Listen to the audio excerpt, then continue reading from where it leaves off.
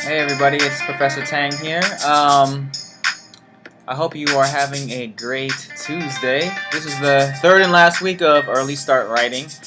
Um, yeah, I've been really delighted with the work so far. As many of you have known from the video chats we've had or emailing back and forth, I really approve of your work so far. Challenge number 5 really showed me a lot in terms of um, you really improving on what's expected. I even enjoyed a lot of your titles. Many of you had really unique titles for your work, which is what we want to do. We want to make things interesting. We want to show our different perspective, but while showing our different perspective, we want to have, um, an organization of our ideas. We want to be clear with what we want to say, but also in an organized way and also very well supported. And I thought you did that very well, especially in the mother tongue one, because many of you really could relate to it based on your parents or relatives at home. And yeah, I really enjoyed the personal narrative that you incorporated in challenge number 5.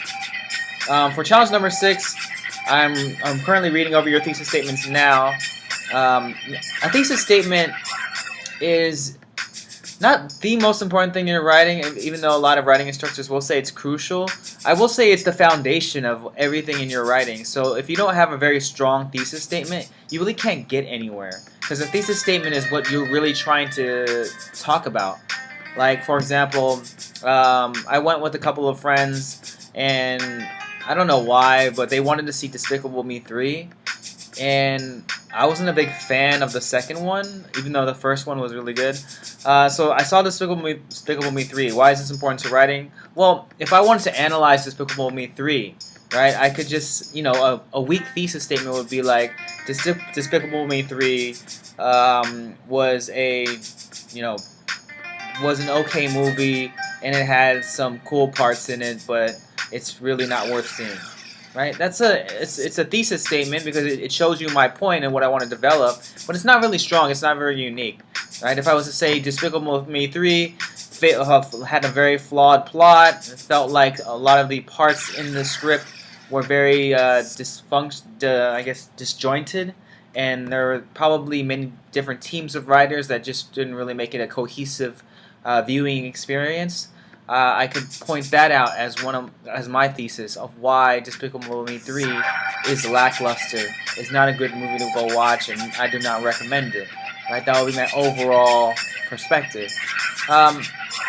So your thesis statement has to be able to have a very strong point, a very strong stance on it. Right? In this case, I don't want you to go see Despicable Me 3 because I think it sucks. So I want to support that in a very intelligent and well-supported way, right? And by doing that, I can use logic, facts, personal experience. I can relate it to other things, other movies I've seen. I can compare it to the previous installments of the franchise of Despicable Me, and I can talk about how that fell in comparison to the previous ones, right?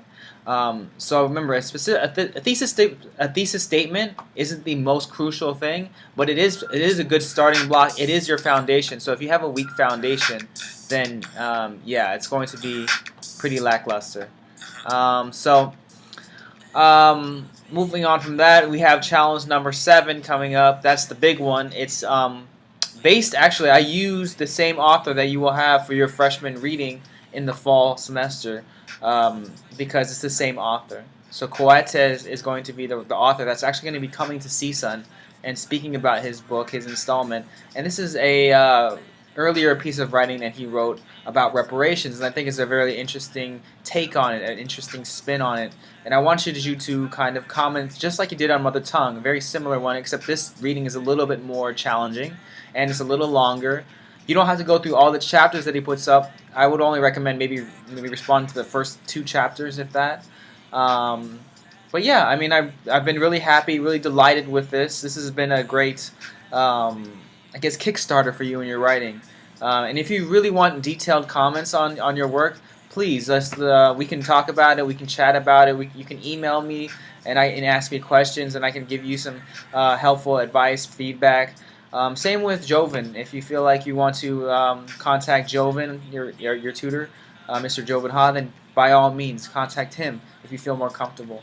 But I've been really happy as these 3 weeks have been very fast. They went by very fast. I told you it wouldn't be a very difficult kind of thing. It would be. I just wanted to get you acclimated to what you might expect in your writing class in the fall.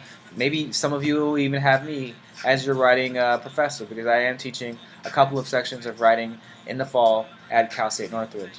But other than that, I hope you are, at least looking at challenge number 7 because that's due on Friday.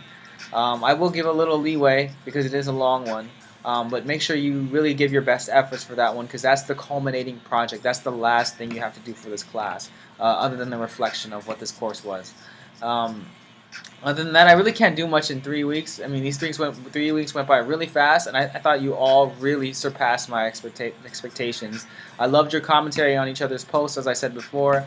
I love how you progressed, right? Your organization of ideas got better as a whole, and I really like how you became more specific. You used your own personal experience. You used specific details from the text, if we had text, and that's what writing's all about, right? Can you support your own kind of unique perspective on something? Can you support your own points?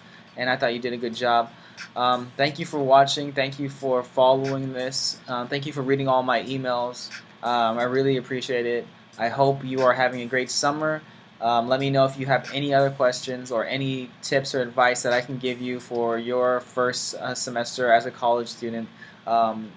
I can maybe give you some advice or tips or things that I had to go through because it wasn't too long ago. But anyways, thank you so much. Thank you for all your kind feedback, all your great emails. I really like the emails that all of you have sent me.